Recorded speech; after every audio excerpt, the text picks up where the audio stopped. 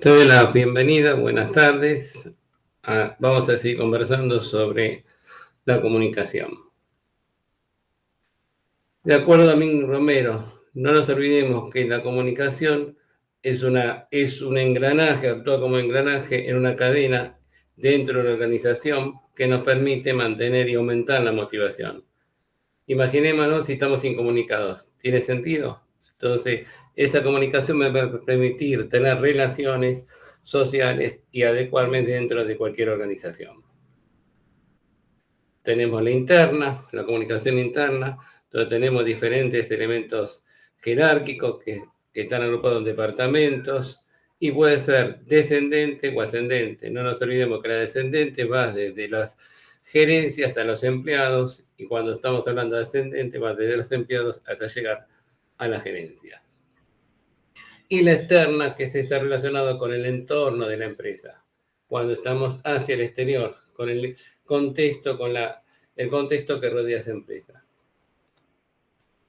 También tenemos la escrita, por intermedio de documentos escritos, donde hay un emisor, hay un receptor, y la oral, cuando se realiza con la voz, ya sea el emisor o el receptor o por medios separados. Algunos ejemplos, WhatsApp, diferentes canales, radio, etcétera, etcétera. Tenemos muchos canales de comunicación a nivel oral.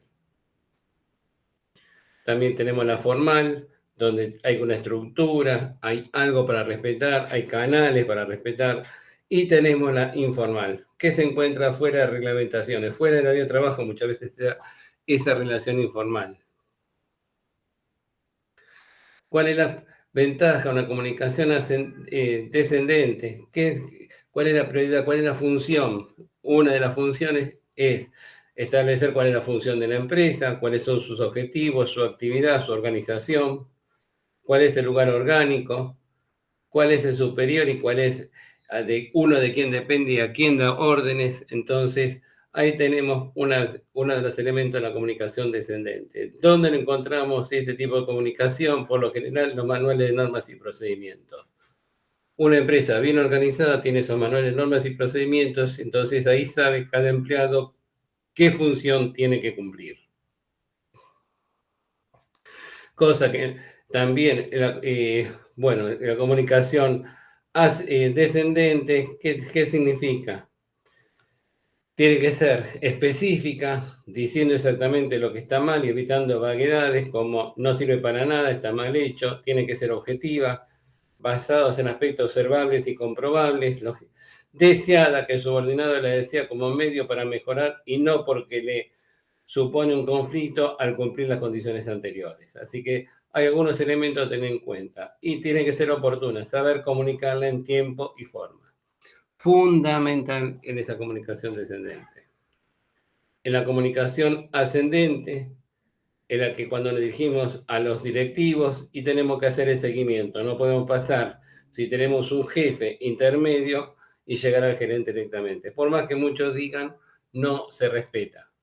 Quizás en algunas empresas hay una uniformidad, se tiende a romper esta tendencia, pero todavía se sigue usando. En organismos del Estado y en muchas empresas se sigue usando este tipo de comunicación ascendente. La horizontal o lateral, cuando me comunico con el trabajador entre el mismo nivel, yo me comunico como empleado de ventas, como empleado de compras, entonces estoy haciendo una comunicación horizontal o lateral. Dentro del mismo nivel, ojo, también puede ser de empleado del mismo departamento.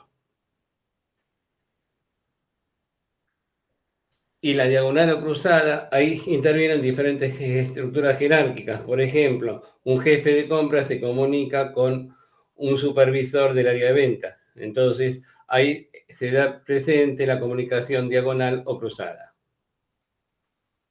Pero también existe dentro de cualquier organización.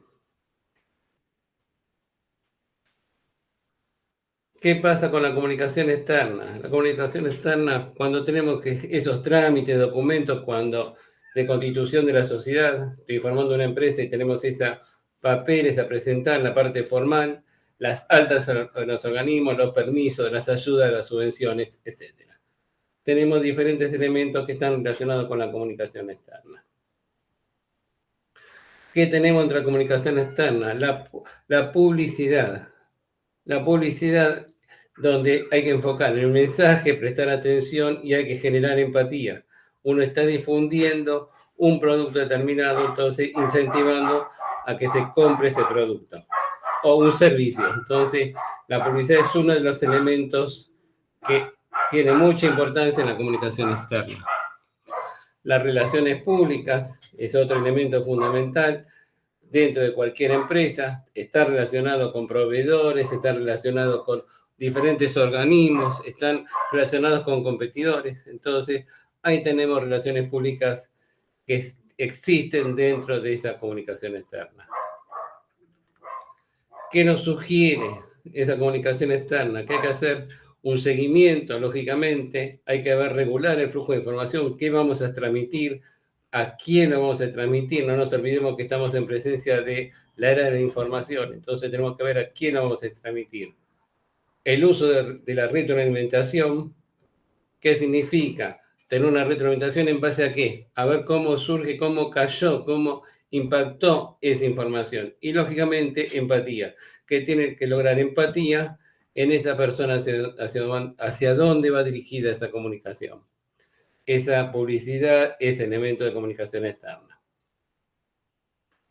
También sugiere la repetición, lógicamente, ir repitiendo, hacer recordatorio de esa comunicación, estímulo de confianza, que se dé una simplificación del lenguaje, una escucha eficaz y uso del run run. Y ahora nos vamos a meternos después un poquitito con el uso del run run y algunos rumores que empiezan a aparecer dentro de la comunicación. ¿Qué es la comunicación? Las redes de comunicación informales. Y acá tenemos los rumores. Cuando empezamos los rumores, ¿qué pasa ante una situación así? ¿Qué se aconseja ante un rumor informal?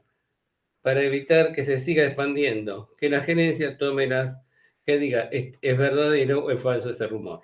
Y evitamos conflictos a futuro. Dentro de los rumores tenemos 4 categorías. Puede ser lógicamente interno o externo. ¿Cuáles son? Sueños o deseos. ¿Cuál es esto? Estos rumores que dicen, expresan los deseos y esperanzas de quienes los difunden. Son los más positivos, pues ayudan a estimular la creatividad de los demás. A menudo, las soluciones para los problemas de trabajo son el resultado que los empleados expresen verbalmente el deseo de cambio.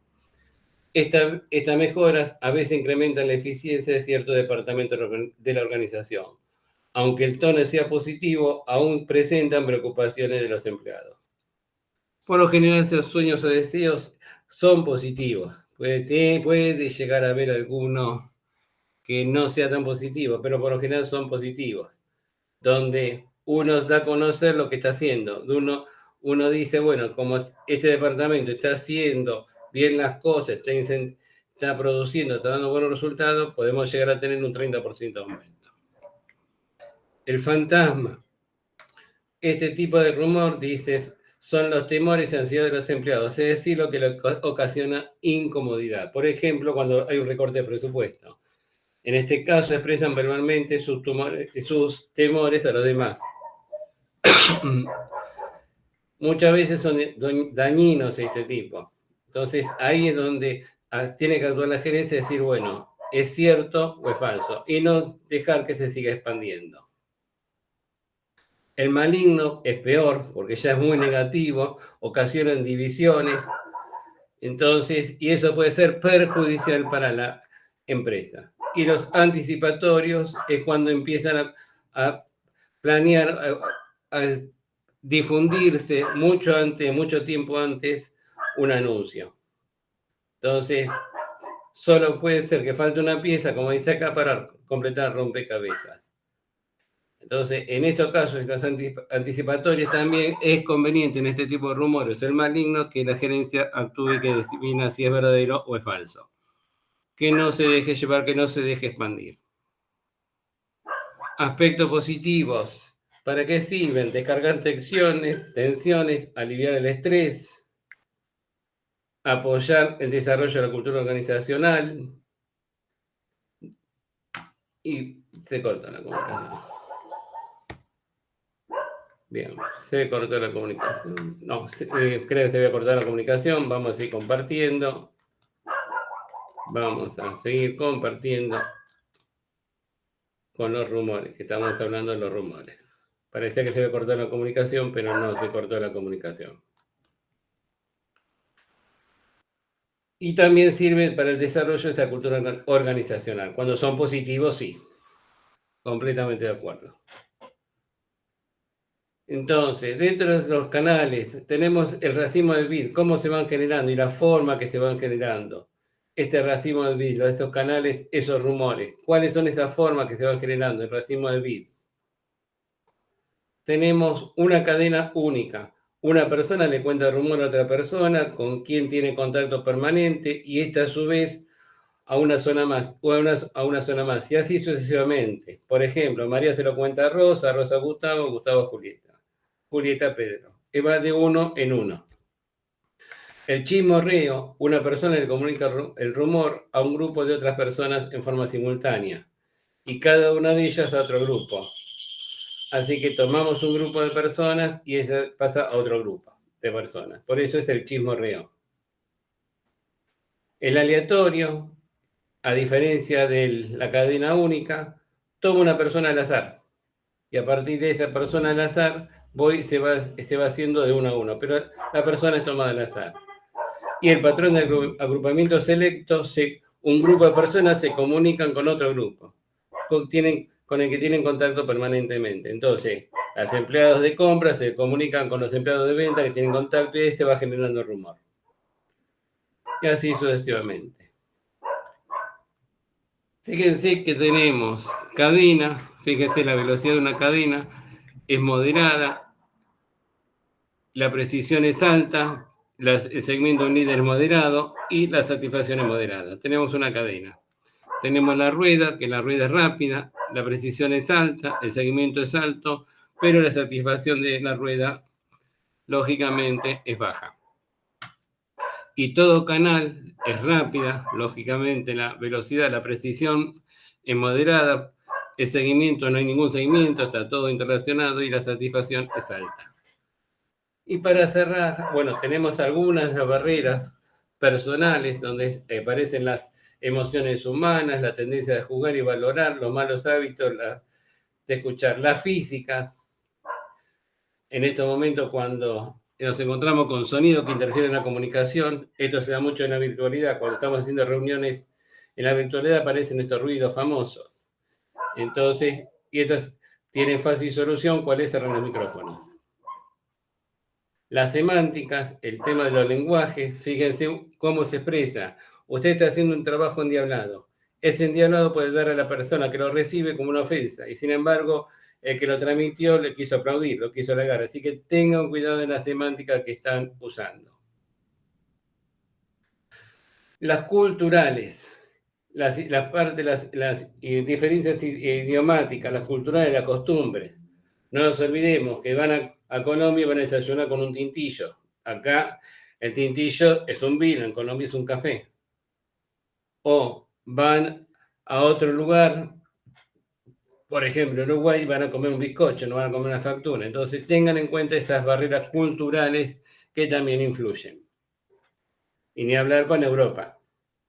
Entonces, pero para todo esto, para tener una comunicación eficaz, sentirse relajado, es fundamental tener una inteligencia emocional. La inteligencia emocional debe ser capaz de ¿qué? De motivar a los recursos, de preservar el empeño a pesar de las frustraciones, de controlar los impulsos, de diferir las gratificaciones, regular los estados de ánimos. Entonces, esa inteligencia emocional me va a permitir mantener el estado adecuado de esa organización. Entonces, con esto estamos terminando la segunda parte de la comunicación. Espero que haya servido para reflexionar el tema de comunicación y continuaremos la próxima semana con lo que es planificación estratégica.